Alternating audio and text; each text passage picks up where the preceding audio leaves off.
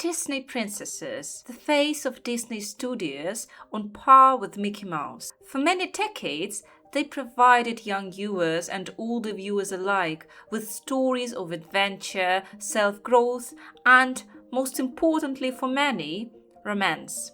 They are one of the most recognizable brands of romantic love stories in the world that has shaped the public's idea of a perfect romance. In this video, I will look at the love stories that Disney princesses go through from the very beginning with Snow White up until the modern era.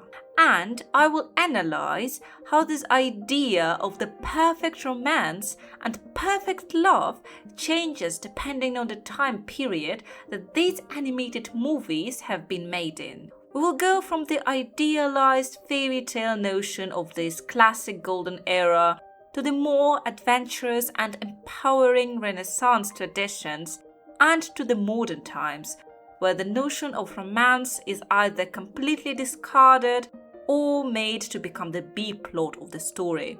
Together, we will answer the question of whether romance is even necessary for a successful princess story, and talk about if romance in Disney is dead.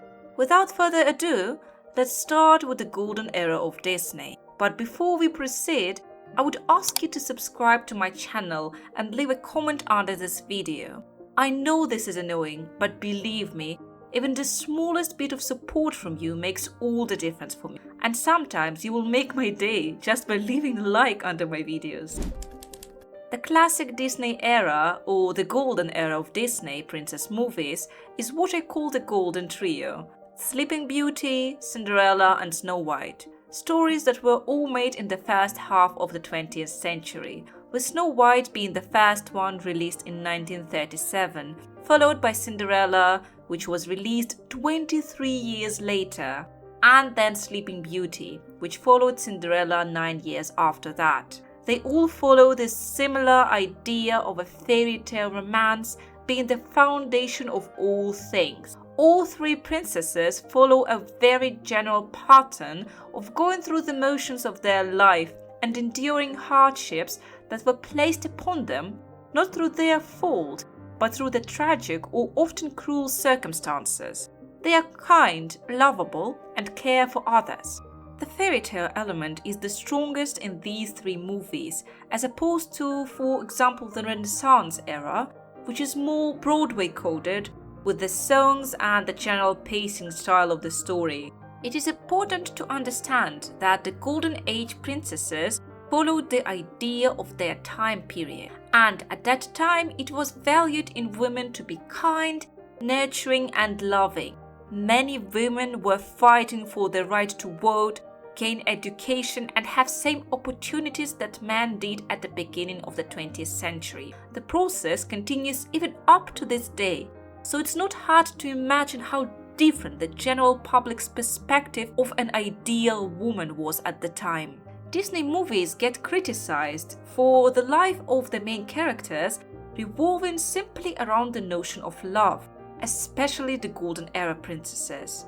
But if we look at these movies, none of the princesses actually had finding love as their ultimate goal. But first, I would like to tell you about my own piece of magic, a new indie game, Willow's Paper House, which I myself am developing. For the past year, I've been working on a narrative mystery adventure RPG, a dark fairy tale story that will leave a hole in your heart, the good kind. If you love games like Frambow, Grease or Ori and the Blind Forest, you'll feel right at home. I wanted to create a story where magic and memory feel intertwined, where you can't tell what was ever real and where you explore the things you're afraid to face. You play as a 13-year-old Willow trapped in a paranormal hospital where time behaves in unpredictable ways. You'll explore, solve puzzles, uncover secrets, and slowly peel back the truth while searching for your missing brother. Along the way, you'll meet strange and unusual characters, some unsettling, some well-meaning, and face moral choices that shape who you become, a savior or the villain of your story. You can wishlist Willow's Paper House on Steam, follow us on social media, and check out the demo when it releases. Now, back to the video. If we look at these three movies, we see a pattern of most of the movie revolving around the story of the princess rather than her interaction with the prince. In Snow White, the prince shows up at the very beginning and at the very end of the story, leaving almost no time for his interaction with Snow White. Much more time is dedicated to showing Snow White developing bonds with the dwarves and trying to save herself from the evil queen. As for Cinderella, most of the movie is about her struggles to stay alive in the abusive household of her wicked stepmother. And we follow her journey in achieving her goal of going to the ball through her persistence and desire to not give up on her dream. She is rewarded by meeting the prince and falling in love. Aurora gets to meet her prince in this fairy tale sequence of dancing in the woods, falling in love at first sight. It's true that out of the three of them, Aurora is the most romance-coded character who has fallen in love as her ultimate goal. But I would also argue that being sheltered for the most of her life, Aurora also desires to form genuine human connection with somebody outside of her family and the forest animals. The golden era of Disney princesses treats love as a magical experience strong enough to transform reality into an ideal fairy tale. And because of that, these stories play by fairy tale rules, perhaps a bit simplified, but still sincere in their view of presenting love as something that can bring magic in one's life. By the later part of the 20th century, with the rise of feminism and ideas of women's independence, Disney introduced a new kind of princess and a new kind of love, what would later be called the Disney Renaissance. The Little Mermaid, Beauty and the Beast, Aladdin, Pocahontas and Mulan followed the golden era, sparkling a new interest in Disney princess franchise. This era of Disney love stories is all about the Broadway-like musical songs and adventure and romance entangled together. Yes, the romance is still an integral part of this Renaissance era, but we can also see more character exploration. The princesses get to have a much more active part in their own love stories.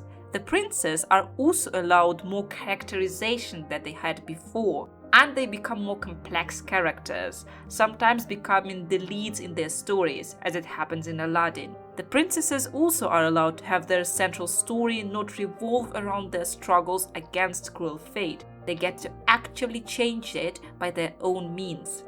Mulan and Belle choosing to save their fathers by sacrificing themselves. Ariel risking everything to fulfill her dream of becoming a human. The girls are allowed to have their character flaws.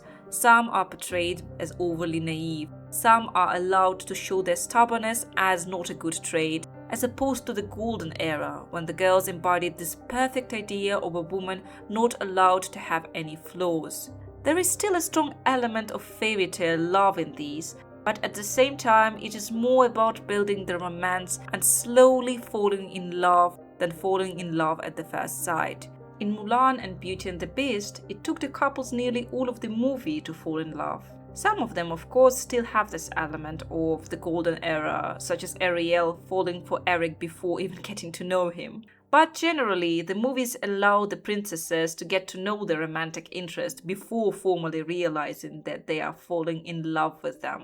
These princesses are more liberated, and so are their princes, who have their flaws too, and are not idealized plot elements who come at the right moment and serve more as this reward by the narrative than actual people. However, as good as the Renaissance era was, when the new millennium approached, Disney and its princesses changed forever, bringing new ideas into the picture. There are two movies that I put in this category: The Princess and the Frog and Tangled. These serve as the bridge between the classic Disney Broadway-styled Renaissance and the modern era. Romance in these is still central, but the heart of the story is often tied to the heroine's self-realization and fulfillment on her heroic journey. For example, I would argue that Rapunzel standing up to Gothel and breaking the cycle of abuse and manipulation, and Tiana realizing the value of human connection in her life, are treated with the same value and respect as them finding love. Tiana is the driving force in their journey of her and Naveen becoming humans again, same as Rapunzel, who also does a lot in her desire to see the lantern lights, but in a broader sense, in her desire to achieve freedom from her abusive mother. The princes are the active helpers in their princess's journey, supporting them and falling in love with their determination and character. Every transitional period needs to lead to something.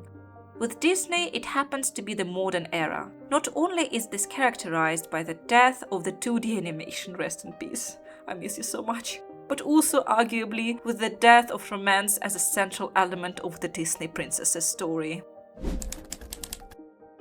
The only Disney princess movie that featured princess romance is Frozen, where Anna's and Kristoff's romance arguably was a B-plot or maybe even a C-plot that was overshadowed by the journey of the two sisters forming a genuine bond for the first time in forever. Other modern princess movies dismiss the idea of romance altogether, such as Raya and the Last Dragon or Moana.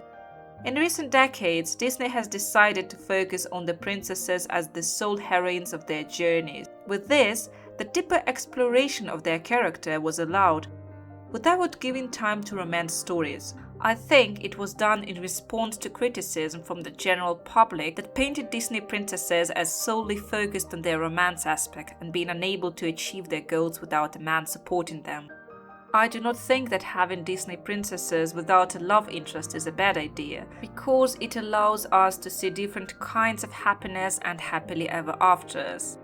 Those that are not achieved only through finding a man or a partner that you fall in love with. Mending your familiar ties and achieving your personal goals like in Moana and Raya, finding friendships and just growing as a person, happiness has many different faces. I would still love to see romance stories produced by Disney in the future. Love is definitely not all there is to the world, but it is also an important aspect of our lives and arguably one of the very few pure feelings that we can experience. Right now, we are in the good spot of having freedom to choose which stories of love we want to see. And almost 90 years after the first Princess movie was released, we can see what a long path the studio and its audience have gone, and how many different love stories we were lucky to see. So what do you think of how Disney portrayed romance? Which one is your favorite? Personally, I do enjoy all of them, just for very different reasons. Thanks for watching, and I hope to see you in the next video. Bye bye!